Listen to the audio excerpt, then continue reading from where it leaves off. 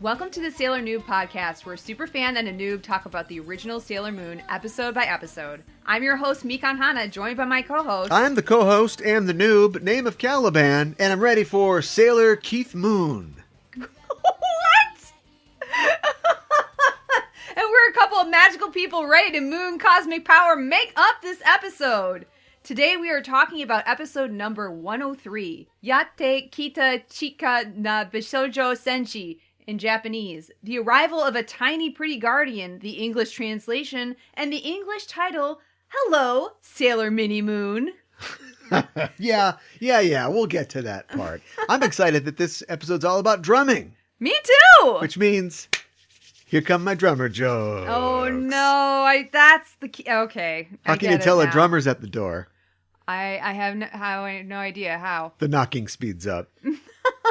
What's the last thing a drummer says in a band? Ba-dum-ching?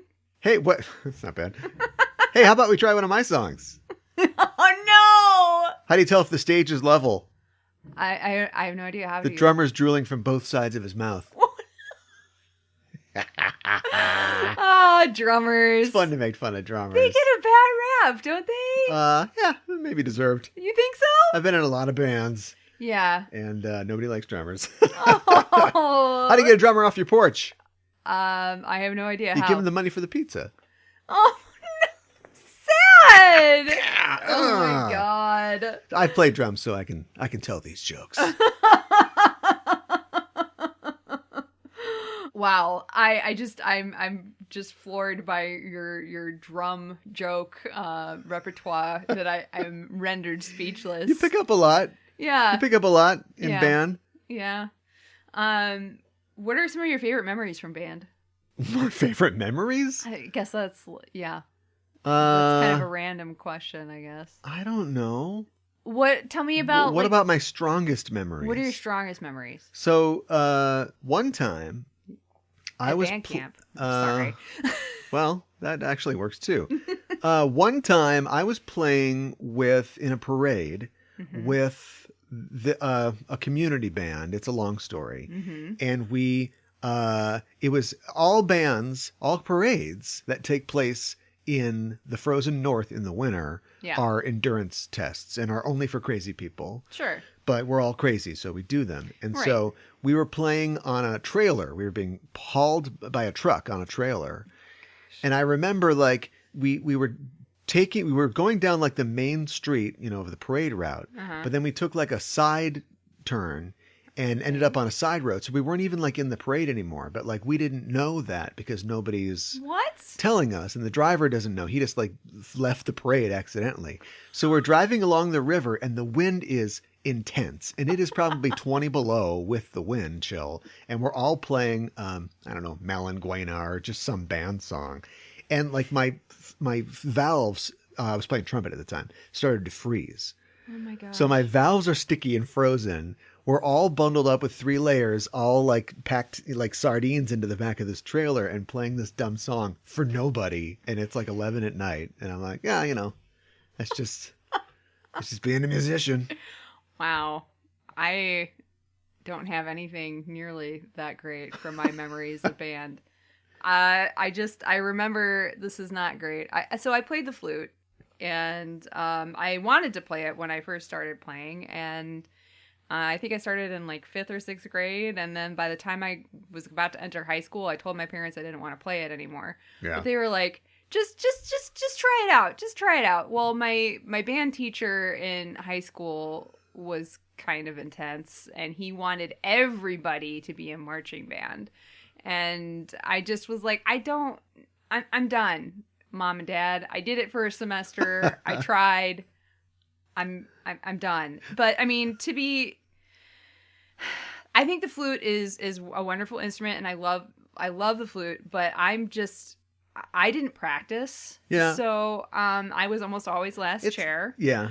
Well, it's not an easy instrument. No. It's not an easy instrument. But you know, I probably would have enjoyed it more if I'd practiced more. Or if you'd wanted to do it. Well, yeah. Yeah.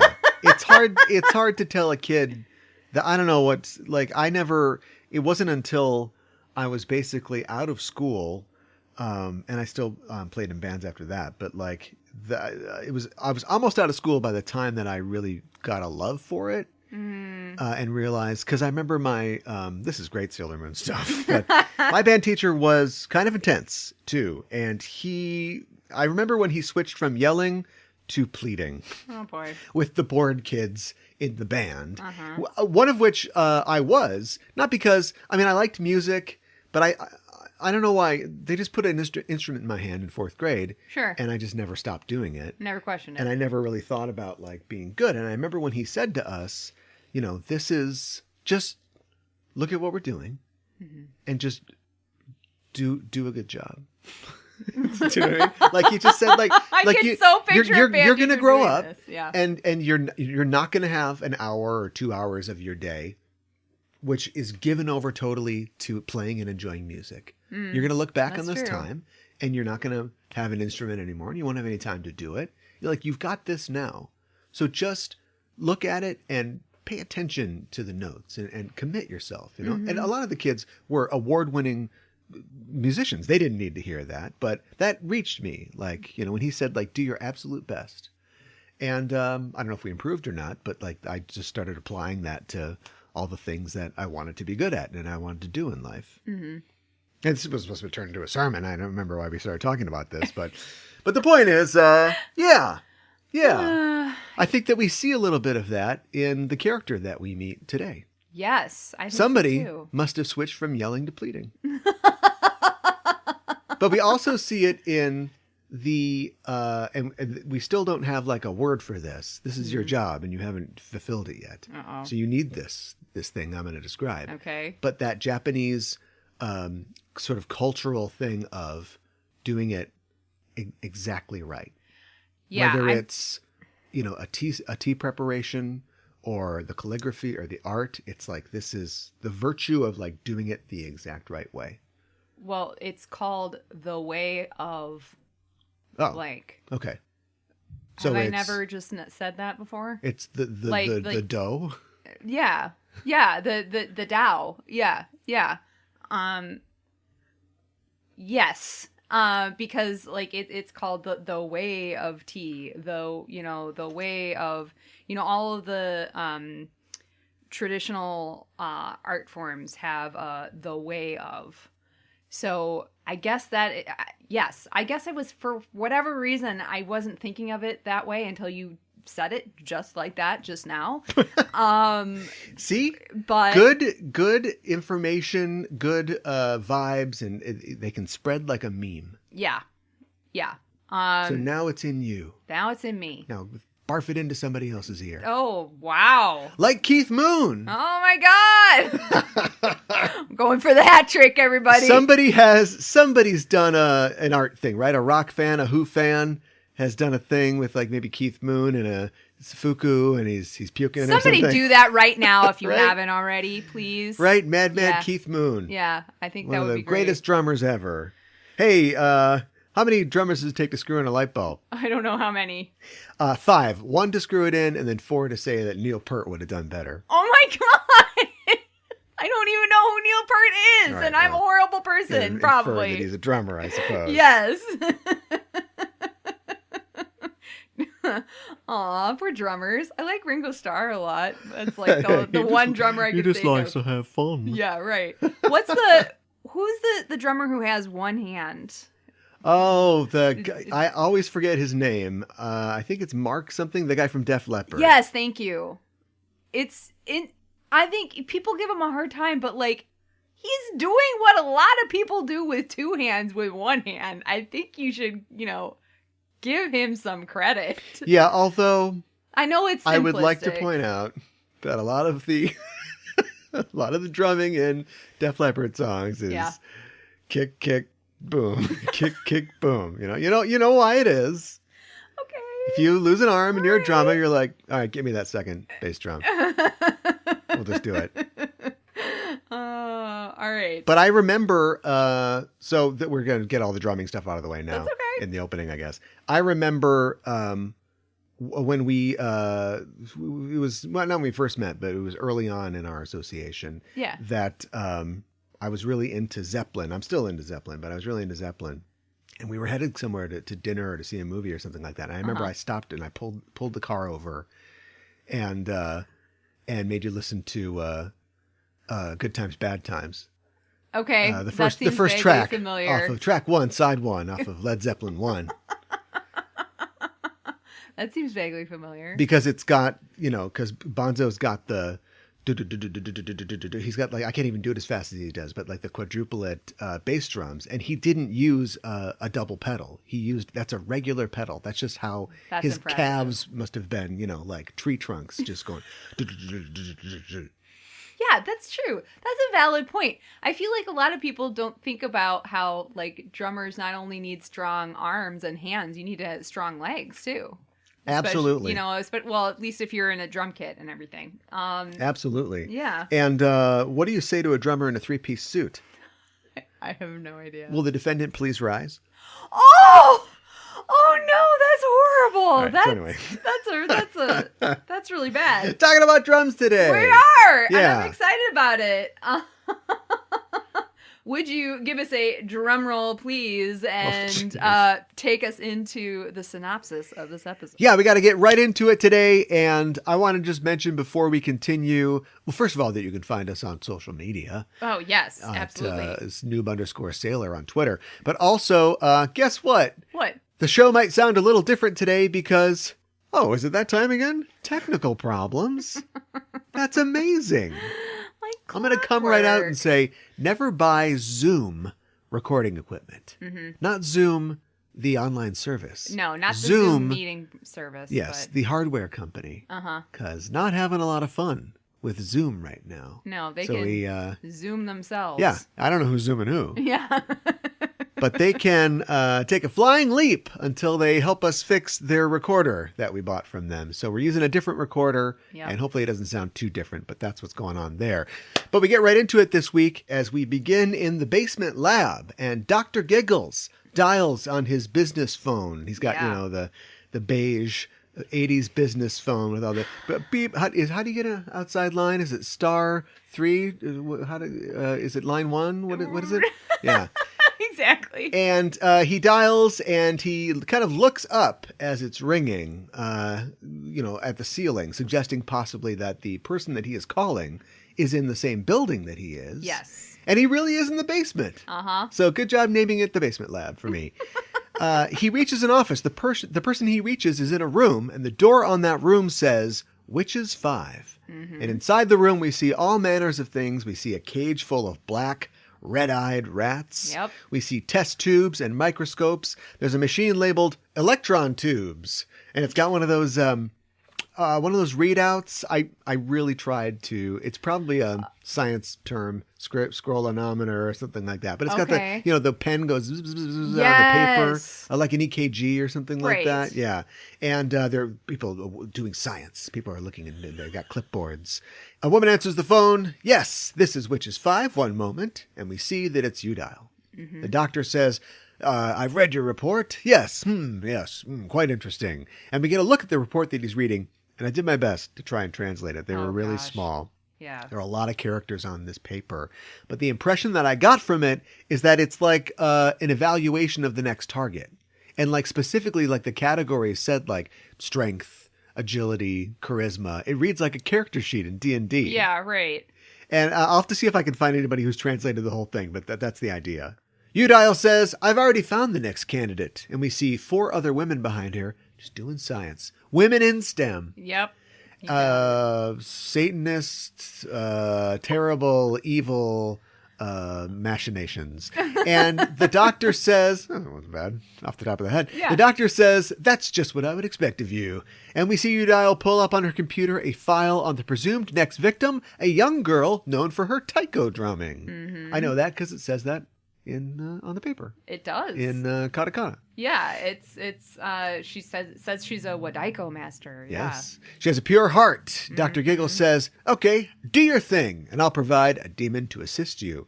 And we see a drum and some drumsticks in what looks like an oven or like an evil microwave. It's got like tubes that look like heating elements or something on the inside. Yes. Science, some things. And the door slams shut and we see the equipment begin to work.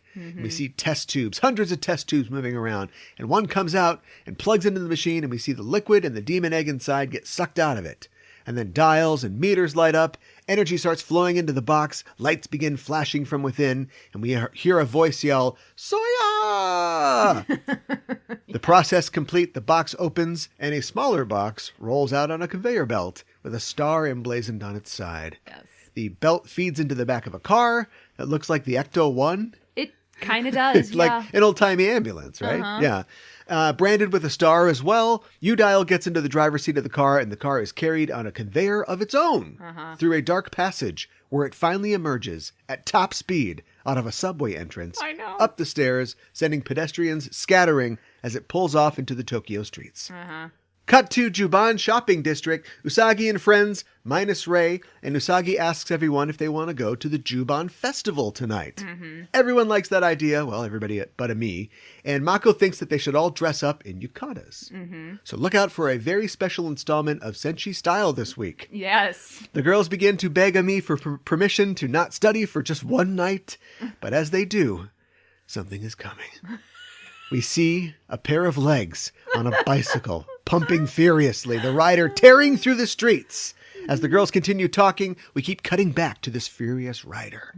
Mako says, what's up with Rei? Why did she cancel today's study session? And as if in answer to her question, Rei comes skidding by on a bike. She's doing a total Akira slide. Yeah. Right into a sign saying, watch your speed. In hiragana. Nice. I looked it up.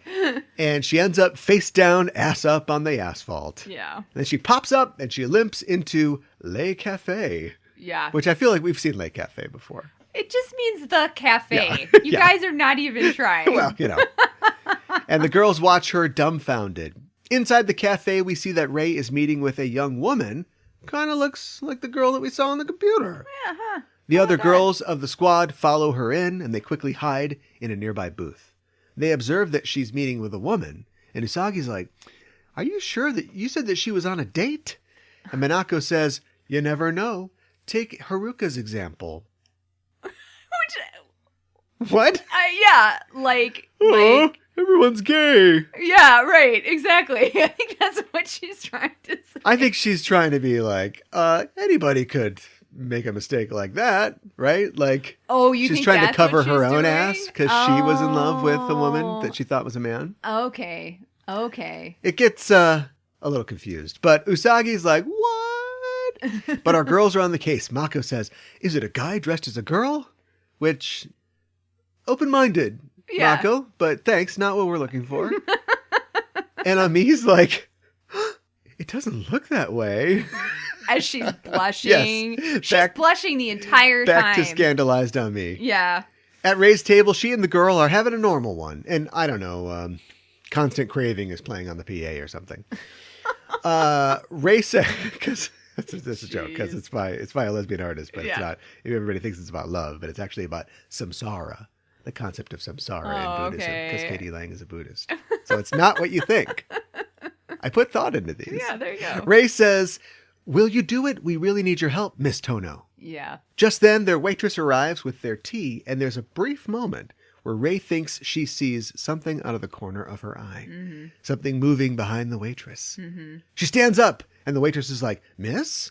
And we see behind her, Usagi, Mako, Minako, and Ami are all hiding behind the waitress. I know. Who's like, built kind of like Mako.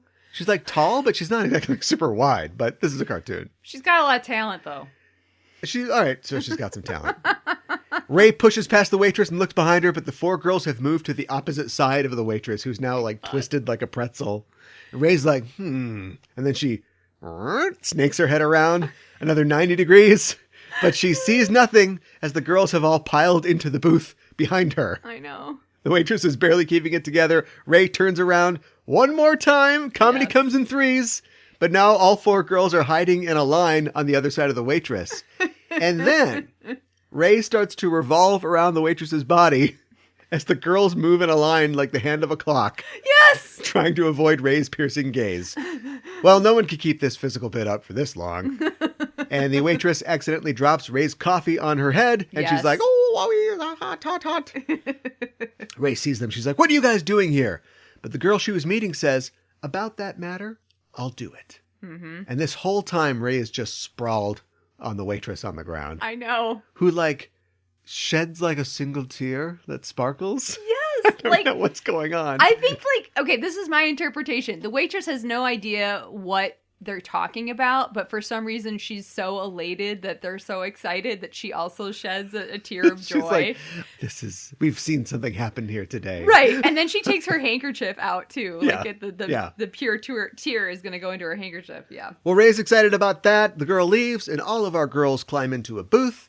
And as Usagi does that thing where you drop a little water on your straw wrapper and it like expands like a worm. Mm-hmm. While that's going on, Rei explains to the group that she's a part of the Juban Festival Liven Up committee. Yep. She says a friend of Grandpa insisted she join, which is a weird detail. We never get into that. But a friend of Grandpa.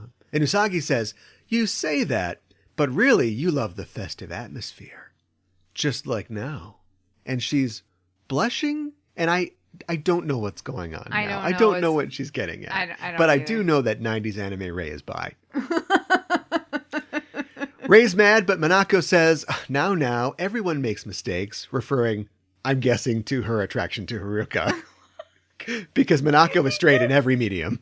Oh my gosh. Would you agree with that? I mean, yeah, actually, yes. For the most part. I have an image to show you later, but why wait? Because I'd have to go in the other room to get it. And then to the stash. And then she says, anyone can get a bellyache. But that's not right. No, it's not. The bit is back. Ami corrects her that the saying is, anyone can make a mistake. And I'm just going to call him out right now. That's not much of a saying. No. Who says that? Who says that? Is that like saying like, nobody's nerfect? I mean, that's what the Deke dub would have her say. Right. I mean, anybody can make a mistake. I feel like... And I looked it up. Yeah. And it's not like the word for bellyache and mistake are similar in Japanese. They're totally different. And they barely rhyme in English. Yeah, if this is an English thing. Right. So I don't know. Like we have not yet solved the riddle of the malapropism game. But in this case, it might be that they kind of rhyme. Yeah, right. But only in English, like you were saying. Well, right, but the whole thing is that like Minako, they've never said. we just keep doing this. Yeah, they need to stop this so we can stop talking about it. But they never really say this on the show. But my headcanon is that Minako as being somewhat bilingual, although clearly not strongly bilingual. Right. And I lived in London for a year. Yeah. Comes back and then uses and she doesn't say them in English because they don't want to confuse the Japanese viewers of the show, but she's using these kind of English or English, the country, or English, the language, aphorisms. Okay. But on me, as a studied learner of English, someday we'll get an episode where they actually are going to use a lot of their English skills. But as a study, you're not saying anything because you know it's true. But as a study, you're still not saying anything because I called you out on you knowing it's true. You're completely silent. This is amazing. Oh, who's the master now? I didn't say anything, so please continue. Don't talk. But Ami, as a master of English, is the one that corrects her. She's like, no, it's a stitch in time saves 9. Which even in Japanese probably doesn't make all that much sense. Right, probably not. They don't know who Ben Franklin is. All right, my voice is running out. I got to keep going. So anyway, it doesn't matter because Mina's not even listening. She's doing the straw thing that Usagi was doing before. She's like, well, yeah, I really told those guys. Rei says, anyway, she's Maya Tono, a talented taiko virtuoso. Say that 5 times fast. Yeah. And she's going to liven up the Juban Festival. And Usagi's like, whoa, Rei, let me play the taiko too. And Rei's like, no, except maybe, yeah. Cut to that evening and the Juban Festival. Men, women, boys, and girls all in traditional dress, enjoying the colored lanterns and various stalls.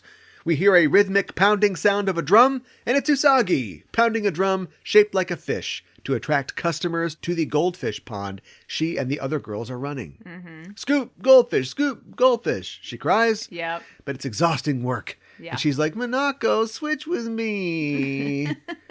But Mina's like, you wanted to play the drum. We see Mako and Ami helping young children catch the fish, and Minako's like, "Jeez, guys, we're giving away all the stock here. Yeah. Help that little 2-year-old. Come on, man. He's giving cash on the barrelhead here." Yes. Just then, a couple of toughs, some 8-year-old toughs, roll up, and they say, "Hey, old lady, we want some fish." And Mina's like, "Old lady, Obacha." Yes. She gets 3 scoops, and she just flicks the hell out of them. Yep. So when the boys go to scoop their fish, all the fish bust right through. Showed them. Yep. You showed those 8-year-olds. I know, and she's so proud of herself. She's like, oh, business. Usagi continues to beat her drum, but she hears Bunhead, and she turns to see 2 pairs of sandals and hear a lilting theme, and we pan up to Haruka and Michiru. Yep. And we pan up like 4 times. I know! 4 times in 40 yards of fabric. I know that the characters in this show are long-limbed, but I was getting a nosebleed all the way that we were going up. It's just like legs, sash, and then right. face. Yeah. Usagi's like, you guys should try catching some fish. And they do. Yep. And we hear their theme again, and Haruka expertly catches a pair of fish. She says, as they leave, she says, "It was nice to catch such cute goldfish." Mm-hmm. And Michiru says, "Did you say cute? You can't hump everything, dear." Oh my God. And they glide gracefully away. And Usagi says, "They make everything look good, but it's my turn." She leans down to the goldfish pond, seeing her reflection in the water. And behind her, she sees the reflection of a sphere with cat-like ears and eyes. Mm-hmm. She whips around. There's nothing there, and she wonders, she's imagining things. Yep. Later, she is walking around, and she seems to be searching for something. She sees Rei, who also looks like she's searching for something. Rei is peeking through the window of a building, furtively, and Usagi comes up behind her. They both look inside and see Maya, practicing furiously by drumming on a tire. And Rei pulls Usagi aside and says, she's been practicing for 3 hours now. She's doing it for free. So I told her she didn't have to do that much. But she says that she can't play well unless she psychs herself up. I knew when I saw her playing that if I got her to play for the festival, it would be a success. But maybe I had it wrong. If an incredible talent like her still works so hard behind the scenes, maybe I have to work hard to liven up the festival too. Mm-hmm. See, she does the same thing. Do your absolute best. That's right. Usagi Absolutely. says, "Yeah, let's work hard and liven up the festival." Uh-huh. What are you doing? Catch fish, catch fish. She could do it livelier. I guess. We see the car from earlier pull up at the festival. And inside, Eudial says, the data says the target's around here. She parks the car, and using a speaker on top of it, she says, testing, woo. Yes. Would Maya Tono please present yourself? Maya Tono. Uh-huh. Maya does. Yeah. She comes out of the barn that she was in, and Eudial guns it in reverse and pulls up alongside her. Then she points a huge gun at her out of the window. I know. And blasts a star beam straight into her chest that blows her heart crystal out of her back. Yep. Usagi and Rei see this, and they immediately transform.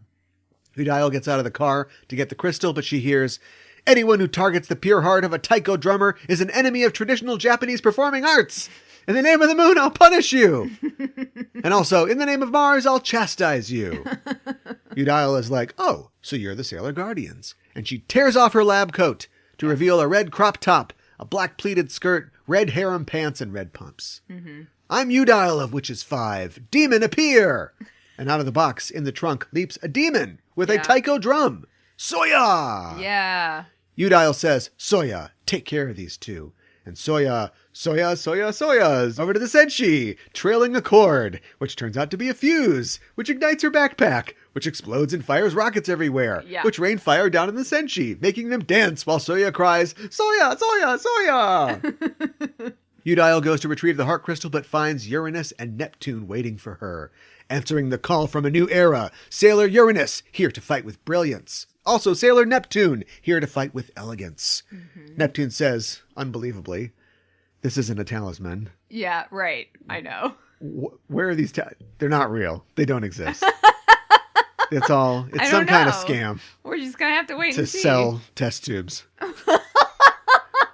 Mr. Test Tube is just trying to move test tubes here. Dr. Giggles does break a lot of test tubes, so he's making more eggs than a hen house. Trying to find these crystals and talismans don't exist. Anyway, she returns the crystal to the Taiko girl. Eudial gets back in her car and says, "Soiya, take care of them." She peels out. As Moon, Mars, and Soiya are still Soiyaing, just dancing like fools, Neptune's like, "Are we going to help them out?" And Uranus is like, "Well, sometimes they have to do it on their own." And they leave. I'm like, thanks, our guys. Heroes. Yeah. After like the huge showdown last week, and like we all came together and we're like, yes, let's do this. You're like, sometimes they need to do it on their own. Yep. So much for teamwork. Yep. Back to the formula. Yeah. Reaching some climax of the dance, Soiya throws her drum up, which splits into 2 drums, both of which come down on the heads of the senshi, trapping them. Soiya says, "Okay, time to play the taiko." And Moon and Mars look at their drums and they're like, are we the taiko? We're the taiko. We're the taiko. And in response, Soiya pulls out 2 kanabo, or spiked clubs, and says, "Here I come." And Usagi says, "Do her first," pointing at Rei. I know. It looks bad, but we hear a voice say, "Hold it right there. You guys can't manage without me after all. You need to get it together. I am the pretty guardian trainee who fights for love and justice. I am Sailor Chibi Moon. In the name of the future moon, I'll punish you." It's Chibiusa in a pink sailor outfit. Yay, Chibiusa! And Usagi and Rei are like, "What?" Soiya says, "Okay, I'm going to kill you too." And Chibi produces a pink heart top scepter and intones, "Pink sugar heart attack." The scepter glows, but nothing happens. Yes. And she's like, "Oh, that's not supposed to happen." And Soiya just goes, "Kick," and just knocks her over. I know. "Don't touch her." I know. Soiya bends down and says, "Oh, what's wrong?" But Chibi says, "Pink sugar heart attack," and raises her scepter again, blasting Soiya in the face with a stream of pink hearts. Or more like, roughly massaging her. They don't really do much. Yeah, I know. Soiya gets knocked on all fours and the hearts start hitting her in the butt. I know. She's like, "Ow, ow, ow, ow." Meanwhile, Rei manages to pull the drum off of Usagi and says, "Now, Sailor Moon!" And we get a moon spiral heart attack, and Soiya is no Moya. Yeah. Later, the crowd gathers to hear Maya's Taiko performance. Chibi, now in traditional dress herself, is perched on Usagi's back for a better view. Haruka and Michiru arrive, and Michiru's like, "Oh, how cute." And Haruka says, "She looks like you, bunhead." And Usagi's like, "Oh, she's just a cousin." But not like a cousin. Right? Oh, what a tangled web we weave. I know. Atop the stage, Rei announces that Maya's performance is about to begin, and the crowd goes wild. And while she plays, Usagi asks Chibi, "Why are you here again?" And Chibi says, "Mama said to go to the 20th century to train." Mama said, Mama said, Mama said. What? Mama said? It's like from The Waterboy. Oh, I've never seen The Waterboy. Yeah, all right. That's funny for somebody. Yes, it is. Yes, it is. What? I don't know. I started repeating my words and I just kept going with Sure. it. Sure. Come on! And Usagi's like, "What's that supposed to mean?" Yeah. Take us out, Taiko. Constant craving. Chibi's back! Chibi's back! Yes! I'm so excited! I am extremely excited to see this underdressed little girl. What? Don't take that out of context. Yeah, oh, please don't. But, yes. I'm excited that she's back. It's a weird feeling because, like, I can't remember if this came up in our Q&A or not, but when I watched the series initially, like, Chibiusa was not my favorite. I found her kind of annoying, but I didn't hate her or anything. But, like, rewatching it this time, I really have fallen in love with her, and I've missed her. And I've missed her dynamic with Usagi and the other Senshi, and Mamoru, and I'm ecstatic. She's back. It works, and it's I don't know. Maybe it's character assassination of Usagi, but like you know, you can only get so we got all the juice that we could out of bit and like her messing with Rei. Like at this point, they've saved each other's lives 100 times. Yeah. You can't only do so much with that, and they're supposed to be growing kind of as women in relation to each other. Yes. But you can get this little version of her that, from a sci-fi context, if you run into your doppelganger, you have to try and kill your doppelganger. You're never going to get along. Now, in the 21st century, we've got all kinds of storytelling. So maybe, like, you know, maybe you make out with your doppelganger. I don't know. Depends on how flexible you are or how much you love yourself. Oh my goodness. But like, she hates, you know, this. It's not her, it's her daughter, but like this kind of vision of her, this other person. Yeah. And then also, Chibi wants to supplant her. Yeah. You know, with Mamo, and also just thinks that she's better than her. And so you can take all those childish things and play them out with a literal child, which is both makes Usagi look super childish and eliminates all that growth. Yes. But also it's sort of a context that works for it as well. Mm-hmm. So you can get those fun things that we used to have when Usagi was really acted like a baby, like early on in the show. No, you're right. You can bring it back in sort of a new context without losing the growth that Usagi's had. Yeah, and growth in quotes. She's had growth, Yeah, but right. but Chibiusa also, like, I think because of all the things you're saying, she has this way of like wheedling her, or just kind of like getting underneath her skin. Yes. She just goes from 0 to 10 so fast. Yes. And I think probably a lot of it is that they are a lot alike in some ways. I can't imagine that any of the senshi at any age would shrink from the challenges that are presented to them, but we always see Usagi getting up, you know, when she's been beaten down. Yes. And we've seen Chibi you know, get electrocuted and just be like, screw you, I'm gonna get this, I'm gonna win this thing, I'm gonna grab the thing or do whatever it is. And so the fact that she's like empowered now and, you know, doesn't have a lot of power, but I'm sure that it'll build as we go is exciting. I think it's exciting too. Here's an exciting suggestion. What's that? What if the title was different? What if you just called it The Drumming Menace? Look out, Usagi! Right. Drums are coming for you! And then surprise! Chibiusa's back. Bet you didn't see that coming. Oh, the Japanese. It's interesting because in the manga, Chibi goes back to the future at the end of, you know, the R arc. Marty. But she immediately comes back. What, they just like it's a time portal spits her out? Well, it's like no, you take her. There's like no time but in between. She's like, Mama said I had to come back and train. But that's cool though, because that's how time travel works. I know, and I don't know. It was time funny, has to pass, and I liked it. You know, and it was sweet too because Usagi was just kind of starting to. She was like, "Oh, I can't believe she's gone," and then boom, she's back, and then she's like, "Oh, we didn't have time to miss you." Exactly. That's why Kang the Conqueror is so dangerous. Is because he can fight you to a standstill until you're exhausted defeating him, and then retreat to the future and spend 2 years planning his thing, and then just come back the second after he left. And oh you have my to fight god! him again. Except that's not how writing comics works, so they rarely do that. Oh. That's cool, though. Like, terrifying. Yeah. But... Or, I don't know how his own personal time travel and time stream works, but, like, if they beat you, then you can go back to the future and then prepare and then go back into the past before you were defeated by them and tire them out, and then maybe the past you will actually end up winning the fight against them. Wow. That was so many... Ant-Man back and forth. Quantum Mania is going to be crazy. Yeah, I know, right? Mostly because, you know, they won't get vaccinated, but... Oh my god, I know! Speaking of comic books, that's my job. Yeah. So you've got, you know, in the manga, that's your t-shirt, my t-shirt. Speaking of comic books. Yeah. This is a comic book thing because it could have been...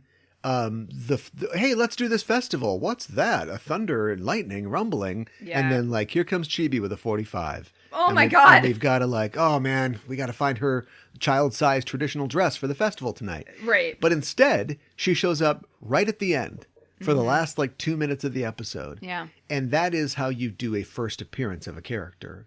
So like the first appearance of Wolverine is technically in Hulk tick tock, tick tock. Let's say in the 180s, 187 or something like that. Okay. But it's literally the last panel. That's his first appearance. So Hulk is fighting the Wendigo, long story. And then, hey, what's up, bub? Look out. I'm the Wolverine. He shows up in one big panel. Yes. So, like, if you want to own the first appearance of Wolverine, you're owning a story which is just, Bruce Banner talking to Rick Jones and then eventually going to fight the Wendigo. In the next issue, that's where the Wolverine has his big fight with the Hulk. Okay. And so you get that a lot.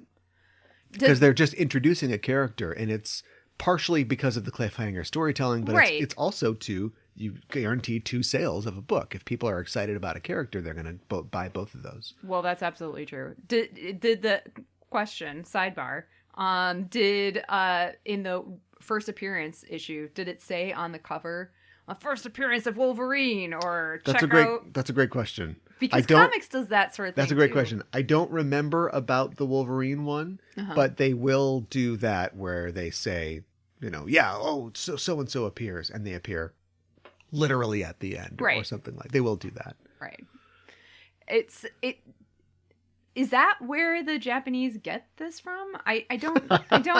No, who started it? Who started this nonsense? Well, look, you could go through and look at old No plays and read their titles. And if the title is the story of a guy who was mad at everybody, but then was nice and died at the end, that would tell you everything you need to know. Yeah, I think you're actually probably onto something. I'm not like super duper familiar with. I get it. It's like a menu. Yeah. You go to a restaurant. Right. Next to the door, you got the menu. I don't want to go to a restaurant and just go, surprise me. You go like, oh, they got filet mignon. So you're going to enjoy this filet mignon. Right. You weren't surprised by it. Right. But you're still enjoying it. Right. Exactly. Write that down. That's perfect. That's the best. That's the best metaphor I've ever used. So anyway, gosh, I'm real excited about I am too. Chibiusa back. I'm so excited. And more excited than I anticipated being for some reason. I don't know. But I've missed her, like I said. Oh, I did want to mention too, the Goldfish stall that they were working. The name of their stall is Kingyo Sukui, which means goldfish scooping. Okay. Kingyo means goldfish and Sukui means scooping.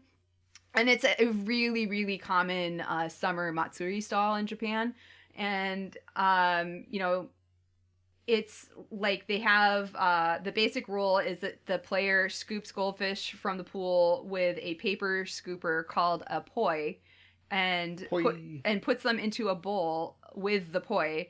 And this game requires, of course, care and speed, and the poi can obviously tear really easily like we saw in this episode. Yeah. And the game is over once it is completely torn. If it tears a little bit, but you can still kind of use it, you can keep using it. Huh.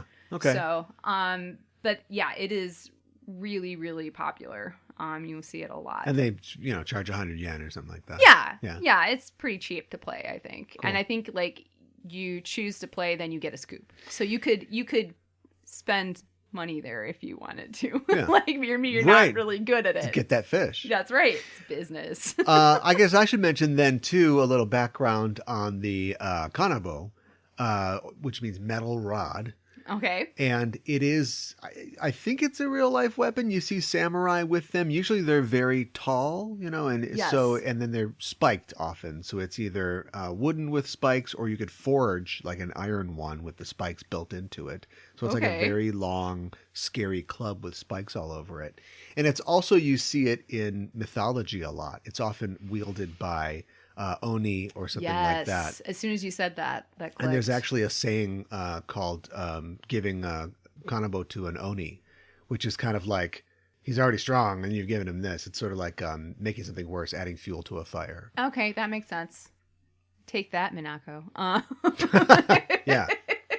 So yeah, Usagi was right. It would hurt. It would definitely hurt. You don't want that. No. This was silly. I enjoyed this. I loved it too. Yeah. Can I just say one random thing about the beginning part of Chibiusa's Pink Sugar Heart Attack, which I absolutely freaking love the name of so much, like hearts around that name. But the beginning of it reminds me of something that you would hear at a baseball game to get you excited. Oh, it's like I can't remember. Oh, how like it goes the organ? Now. Yeah, dun, dun, dun, yeah. Dun, It's just. dun, dun. but it's like really cute and sugary. Yeah. The way, but it just reminds me it's a of pipe like, organ kind of sound. Yeah, a pipe organ kind of sound, something you would do to get the crowd excited to cheer and stuff like that. I don't know if that's what they were going for. That's just what it reminded me of. Yeah. I think it works. Let's talk fast. I mean, we're getting a lot done in the first half here. Let's talk fast about Witches 5. Let's. So there's 5 of them. Yep. But Kaorinite was not one of them. No. Okay. So ask me more questions if you want about that. Are you going to sit there and be tight-lipped again, not say anything? We'll see. I don't know. Let's test it. So were they Witches 6 and they crossed it out? Okay, here. Was she? So she had her own arc. Yes. And was she worse than all 5 of these witches? Was she just the worst of them? Did I she don't suck know that how bad? it's okay. I don't remember how it pans out in the anime. Anyway, to be perfectly honest, but are they like Oompa Loompas? Is there a country somewhere where you can get these pale redheaded women? Oh my gosh! And where is it? I mean, just for scientific purposes. Wow, no, they're not Oompa Loompas, and that's terrible. Oh my goodness. I guess spoiler. They don't. It is terrible. Where? Yeah, stop. Spoiler. They don't all have red hair. Okay. But just the one that appears directly after the last one, who looks like she combed her hair different and put on glasses, and it's the same person. Yeah, I know. So in the manga, I know. Just this will be very brief. Kaorinite. She was kind of the leader of the Witches 5, and she would have them go out and do stuff. Right. But we didn't do that. No. What the heck? I don't know. I mean, I guess here's kind of the way I look at it, right? Like, we've talked about this a little bit before, but like the manga is very condensed, and they like try to figure out like ways, especially with the bad guys, of how can we draw this out. Yeah. We think of like the 4 kings, and we think of the Ayakashi sisters, and we think of them of being like really bad big foes. But in the manga, they literally like one arc or something. They fight them like it's one chapter. Okay. They fight them and they're gone. Right. You know, and then like Jupiter incinerates some of the lightning bolts. Right. That's it. Yeah. Right. So obviously we don't want to do that. And we need to elongate this arc somehow. But I don't know. That's just a choice that they made. I don't really know like the reasoning behind it. Well, not only are they keeping guys alive that would have only been in one story arc or one chapter, but then they're also adding every show. There will be 200 more, well, give or take, 200 new bad guys that are made out of race cars or whatever at the end of this. Yeah. And they don't even, I don't live in Japan, but they don't even like capitalize. I'd buy a Steeringu figure. Oh my God. Okay. I'm going to look up Steeringu figure. You keep talking. I'm going to look it up right now. You let me know if you can find anything, but there just is there's not a lot of villain merch for Sailor Moon, period. That's so crazy. I think that's crazy. A lot of fans are really upset about that. And honestly, I'd buy the heck out of some villain merch. I love villains. I love the villains in Sailor Moon. I think that they're interesting. Do you think I wouldn't love like a Zoisite doll? I'd freaking love that. Well, you can get a Zoisite doll. Okay. You can also get a Nisei Sailor Moon Yeah, Zoisite doll. I know, but that's not the same thing. I've got on back order. Is that right? Yeah, I'm going to put it right next to my Sailor Venus Moon figure. Oh my God. And I'm still waiting. What's the hat trick? What's the third fake Sailor Moon? I know there's got to be one coming. I don't know the answer to that. Because comedy and Sailor Moon comes in threes. I guess we'll have to wait to figure out.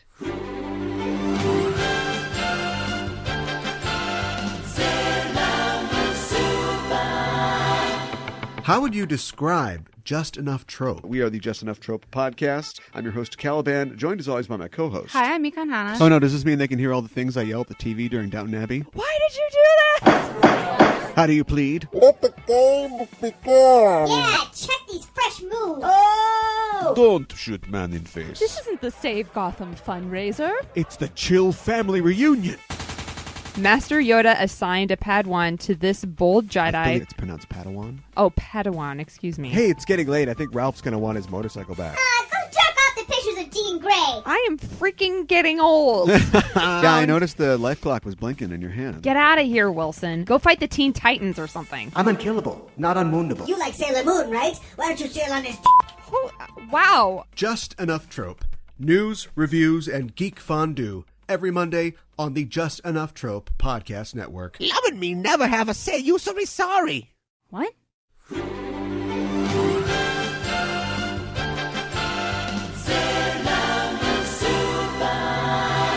Today for Kyoro Kyoro Miru, or Curiously Looking Around, where we talk about elements of Japanese culture within the episode, we're going to be talking about taiko. Yeah. So no surprise there. In Japanese, the term taiko refers to any kind of drum, like traditional drum mostly, but outside of Japan, it's used specifically to refer to any of the many Japanese drums called odaiko, literally Japanese drums, and to the form of ensemble taiko drumming, more specifically called kumidaiko, literally set of drums. Huh. Taiko have a mythological origin. So remember the tale of Amaterasu sealing herself within the cave that we talked about episodes and episodes ago? Yeah. The goddess Ame no Uzume got her to come out of the cave by emptying out a barrel of sake and then dancing on top of it. And historians regard her performance as the mythological creation of taiko music. So she emptied a sake thing. She danced on top of it, drumming. Ripped her top off. Woo! Well, some people interpret it like that, but spring break. oh my god! I don't know the word for spring in Japanese. But archaeological evidence shows that taiko were used in Japan as early as the 6th century CE, during the latter part of the Kofun period, and were likely used for communication and festivals and other rituals. Sure. This evidence was confirmed by the discovery of Haniwa statues in the Sawa district of Gunma Prefecture, 2 of which were holding drums.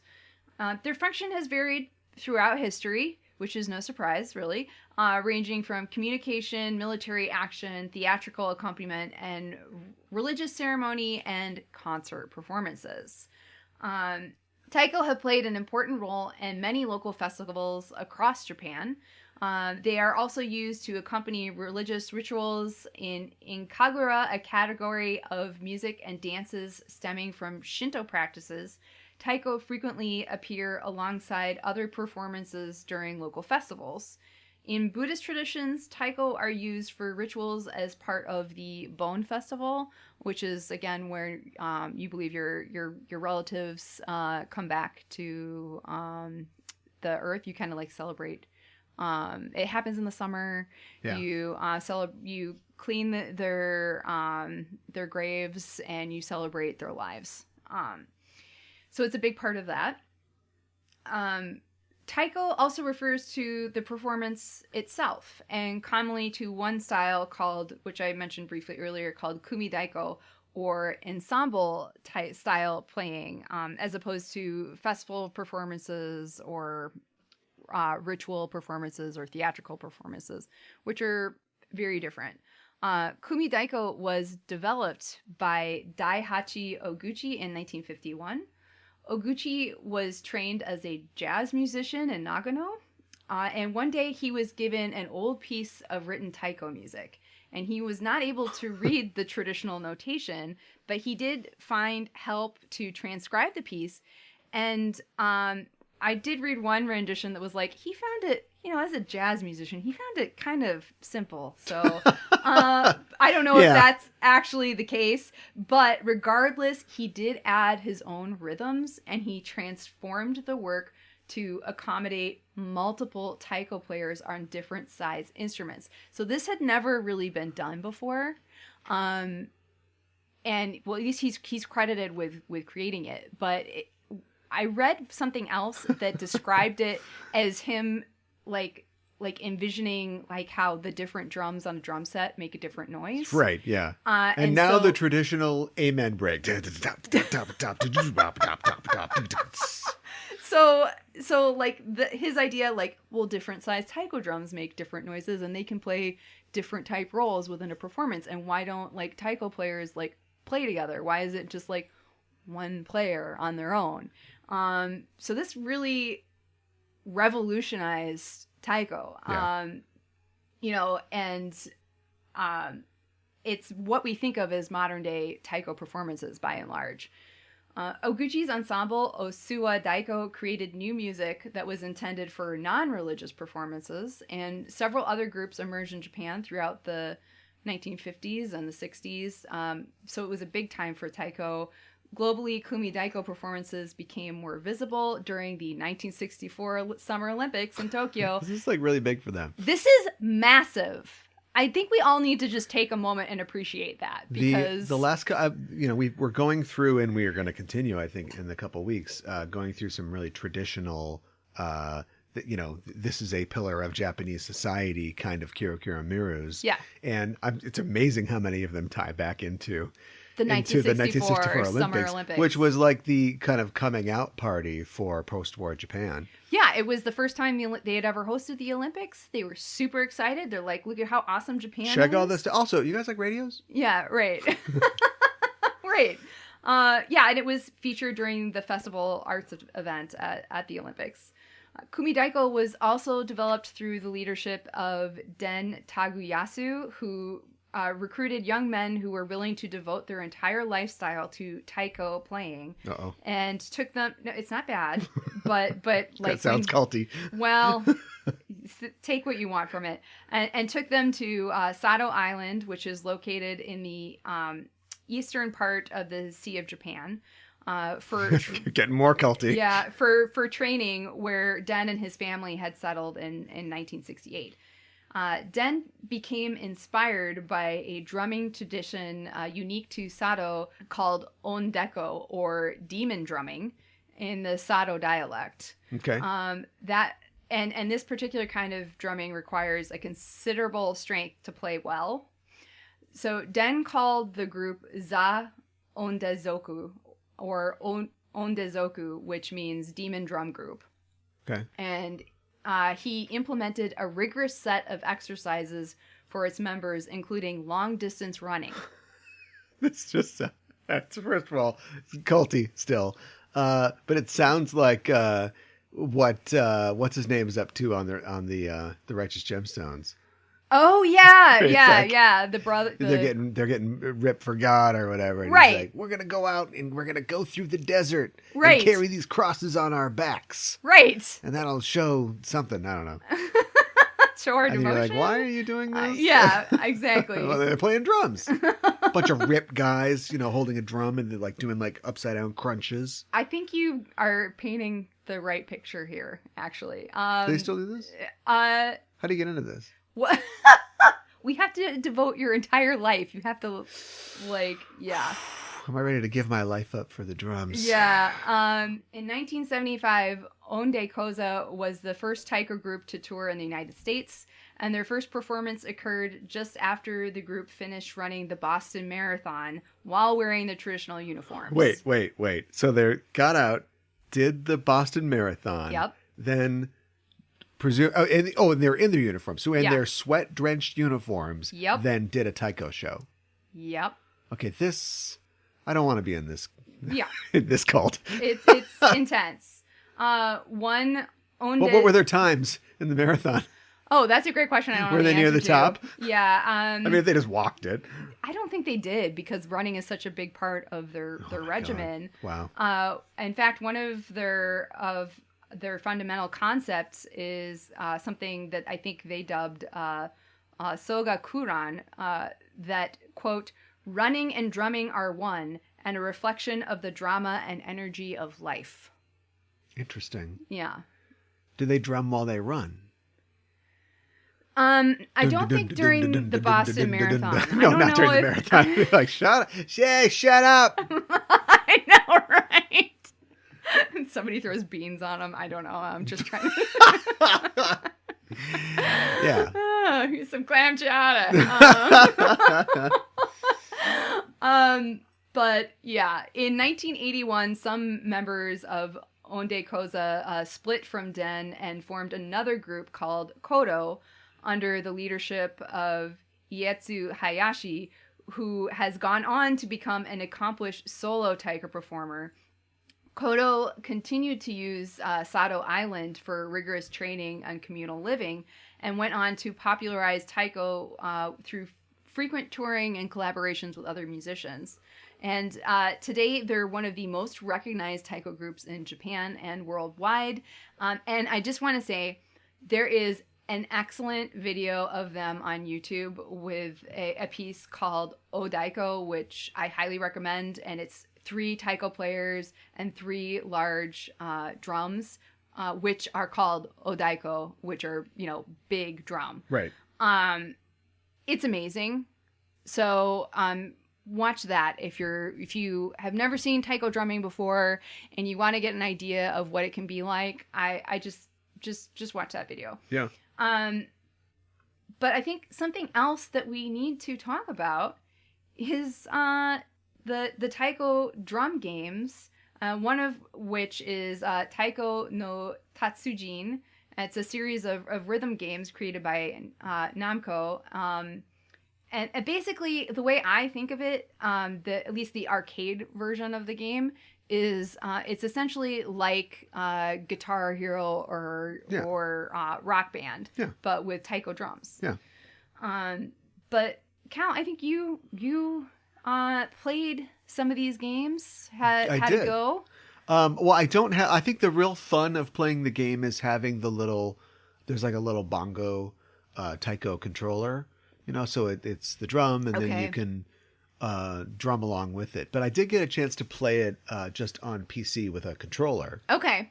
And like you said, it's a Guitar Hero type thing. The difference is that it's just 2 buttons instead of having an entire neck full of buttons and strumming and that sort of thing. So it's very simple, but it's really fun. And something that really works about it is it has a wide range of music that you can play along to, and you can enjoy the music. I find that like when I play Guitar Hero, I'm just focused so on the notes and doing them right that you don't always like enjoy a song that you really like. Right. But with this, it's basically you're just doing like the rhythm, and it's both the boom, like the main hit, and then also the click, the hitting the side of the drum too. Yes. So it's the 2 different sounds, and you play through a bunch of like recognizable. They have a ton of like anime songs, like they have Cruel Angel's Thesis, and they've got Chala from Dragon Ball, and We Are from One Piece,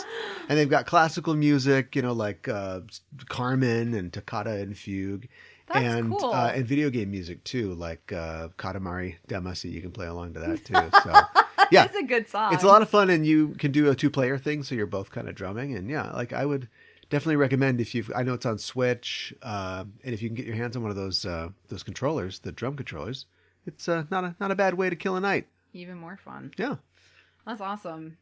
The master of drums. Yes. The drum master. The drum master.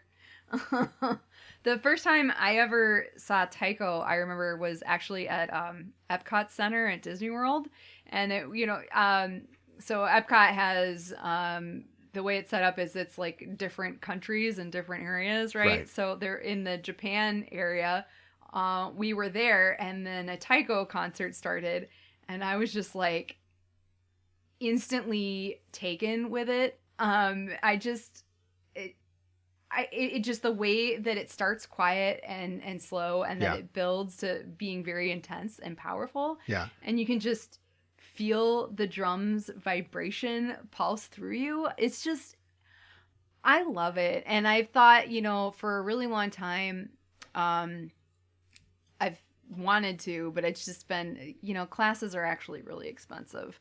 But I've would like to someday, when I find the time and the money, learn how to play taiko. I also was reading, if you want to play music and get a workout, taiko's the way to do it. Because you watch these players, they are dripping sweat. Yeah. They are dripping. I will also say... Well, and they ran a marathon. Right. That too. And people are throwing Sam Adams at them. But... Yeah, exactly. The most entertaining taiko group I saw was in 2018, and they're called Drum Dao, and it was super intense, and they were doing really out there and creative things with taiko. And And I was reading this article about them, and they're like, yeah, every year we go to Vegas, and we go to Vegas shows, and we're like, what did this, like, did we feel like we were transported somewhere else? You know, and so they are inspired by Vegas shows. They do stuff that is just like, I didn't know you could do this with Taiko. And it's like, I don't even know how to explain it, but it was very intense. But it's... Although it's awkward when they run into the Blue Man Group. Yeah. At the Spearmint Rhino Lounge. Yeah, that is they, awkward. They got a drummer thing. We got a drummer thing. All right. Cool it, boys. I know, but it's cool. It's really theatrical. Lot of fun. So yeah, check them out too. Yeah. I loved talking about this. Taiko's awesome, and I could talk about it for a while, but we got to get going. Yeah. Itadakimasu with Usagi. What did Usagi eat in this episode? So, of course, they initially meet at Le Cafe, and they're just drinking ice water at first, but then the server arrives with their coffee, and Maya had the blend coffee, or burendo, is blended filtered drip coffee made with a ceramic, glass, or plastic cone lined with a paper filter. It's basically like drip coffee. That's basically what it is, but they call it burendo. And apparently baristas prefer when customers order this kind of coffee in Japan because they can control the water temperature at 200 to 210 degrees Fahrenheit. So, yeah. Well, you can't get coffee that hot here. Yeah, no, people would get pretty mad. That's a lawsuit waiting to happen. Yeah, right. And of course, Rei's coffee lands on her head. Right, yeah. So, yeah, and then the Senshi all have, like, colorful drinks, and, you know, Usagi and Minako both drip, their drinks on their straws, because that's cool. Villain gauge, we rate a baddie 1 to 5 dark stars, 5 being the most wicked. The daimon in this episode is named Soiya.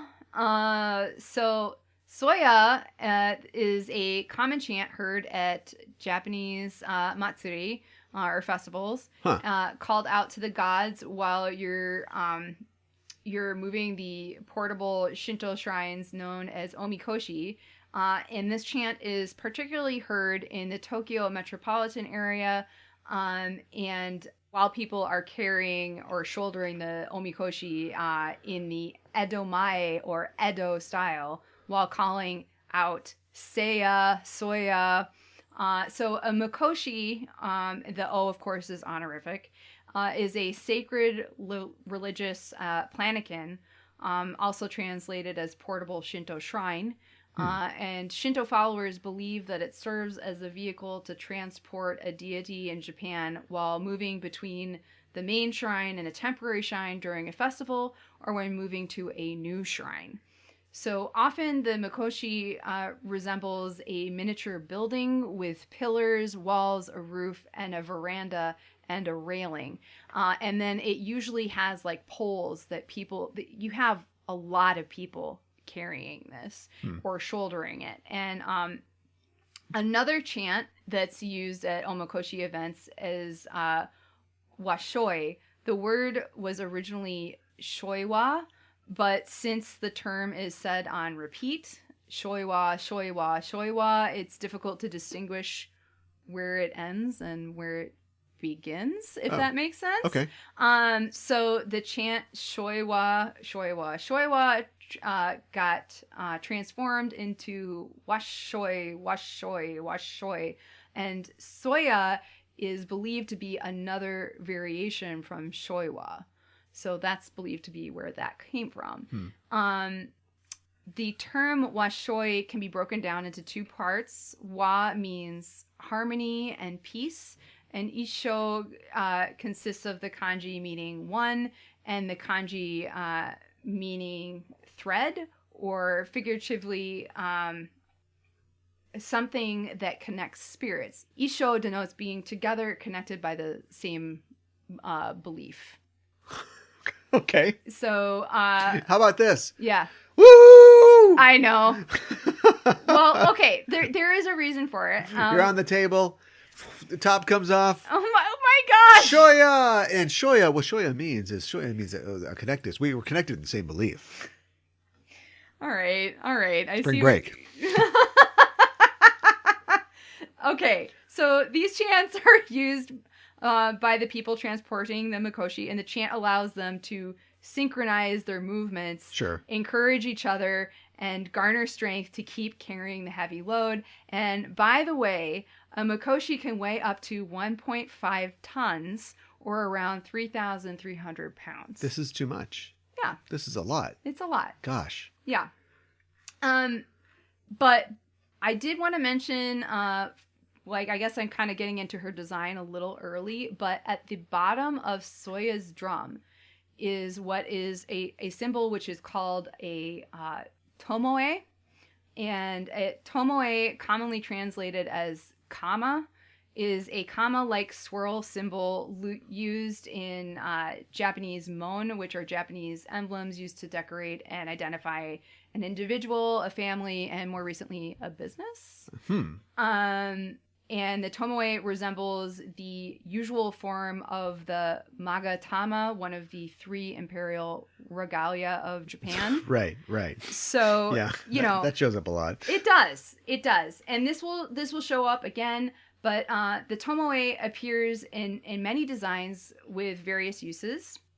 The simplest, most common patterns contain from 1 to 4 tomoe, or 1 to 4 kama-like shapes, and are reminiscent of similar designs that have been found around the world. When arranged in a circle, it often appears as a set of 3, with this design is known as mitsu dome. So this is what that looks like. I know you've seen that before. And it's on a taiko. Mitsu dome. So mitsu means 3, and tomoe or domoe means kama. So mitsu domoe is the version typically utilized as a symbol in Shintoism as well, although usually it's swirled in the opposite direction of the one I just showed you on the drum. Right. So, take them in that what you will. But the number 3 is a sacred number in Shintoism. Yeah. And in Shinto, the mitsu dome typically represents the interaction and union of cosmic forces that make up the universe. And these, I've seen different interpretations of what these 3 things are, but it can be seen as the high plane of heaven, known as the Takama Gahara, which is the abode of the heavenly gods, where Amaterasu lives, and the earth and the underworld, or as heaven, earth, and man. Right. So the 3 phases.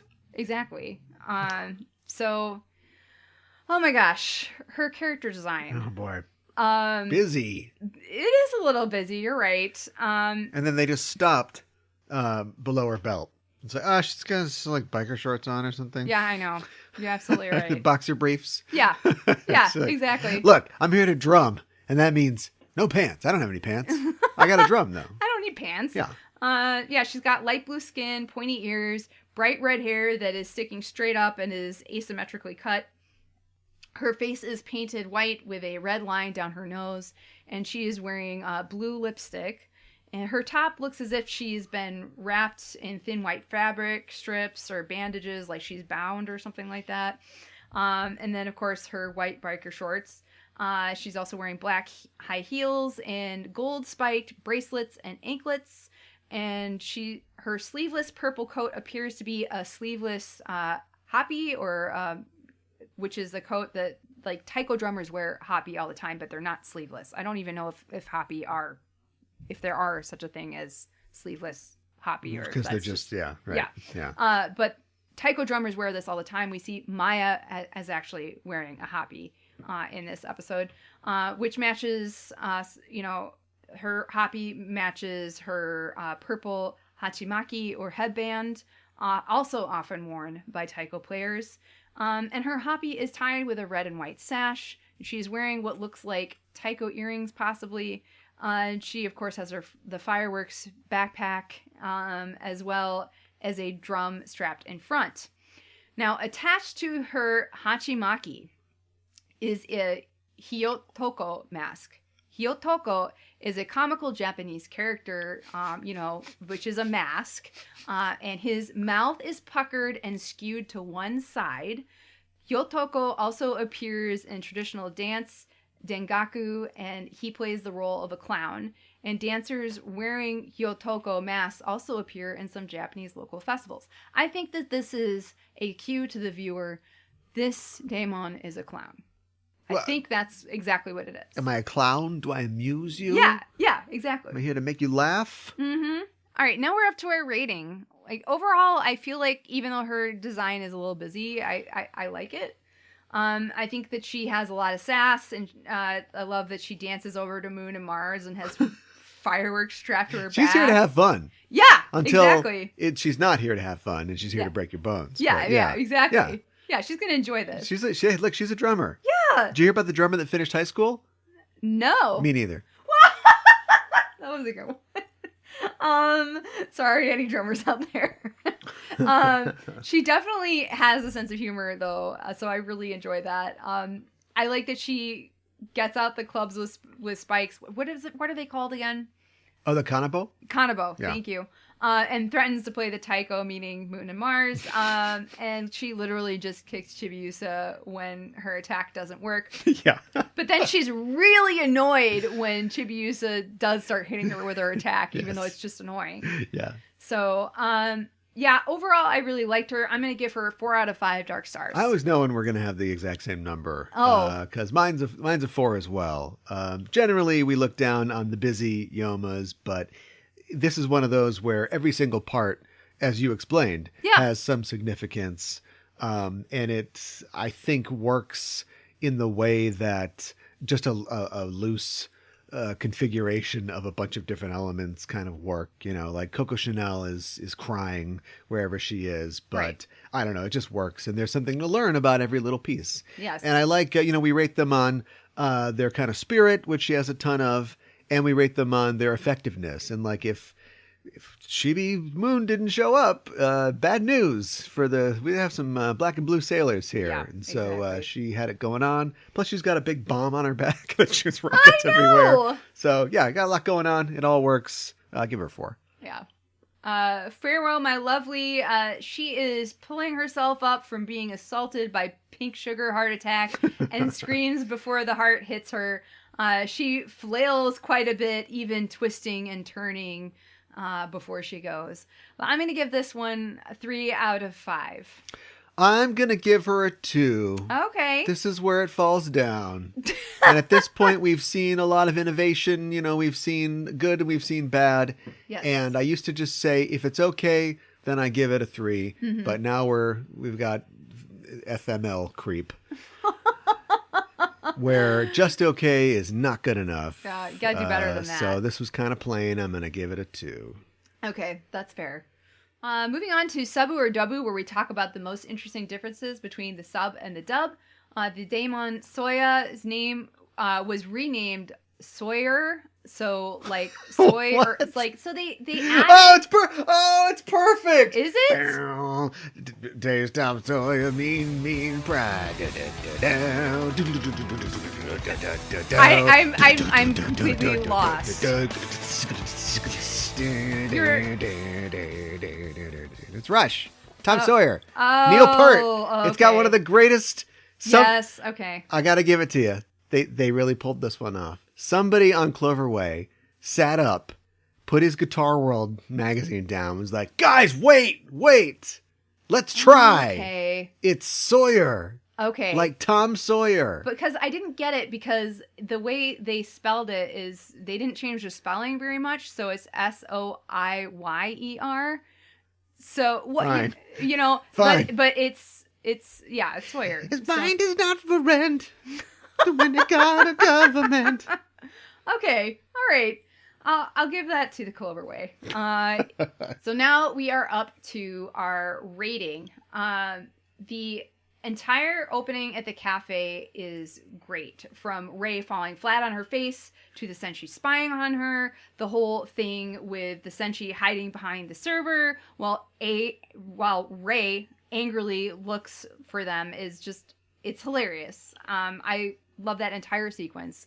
The bratty kids calling Minako old lady, they get what they deserve. No Goldfish. But I also love that we see Minako making the wand, or that we see Mako making the wand stronger and Ami assisting the little ones with her water ability. I mean, so we see that them like really using their ability and helping the kids.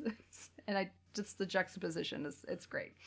Careful, or you make an ice sword or something like cut the kid's head off. Yeah, I know, right? Right, exactly. Referring to the live action, maybe? I don't know. I like that. I do like that Haruka catches the goldfish for Michiru. Even though Michiru could have easily caught it on her own, she has water ability also. So, but it's a sweet gesture. Yeah. Love when Eudial calls Maya on the loudspeaker on her car. I just thought that was a nice touch. Yeah, it's just like, hey, well, why spend time searching around? We'll just, hey, come out and get killed. Yeah, exactly. And I love Chibiusa's entrance with her cute little voice, the reveal of her in her own senshi outfit, and in the name of the future moon, I'll punish you. And I also love her wand and how it seems like it's broken, and then it's more annoying than really damaging. And like someone is flicking you in the ear over and over. I'm just so excited that Chibiusa's back. I've missed her. I really like this episode. It's got to be 5 out of 5 roses for me. Wow. 4 out of 5. Okay. For all the reasons you said, only less. I mean, great cultural stuff. Great Yoma. Interesting to see these new aspects, the Witches 5, and what the bad guys kind of plan and their procedures are this year or this season or this act. That being said, I don't know, just kind of missing something. Maybe it was too many elements. Okay. I liked the idea. I liked Usagi Rei adventure. Yeah. I liked that I like the idea that they are inspired by this talented person to be better themselves. Me too. Doing their absolute best. Yes. But it wasn't enough. Like that's just kind of wedged in the middle, and then we immediately have a bunch of other things to do.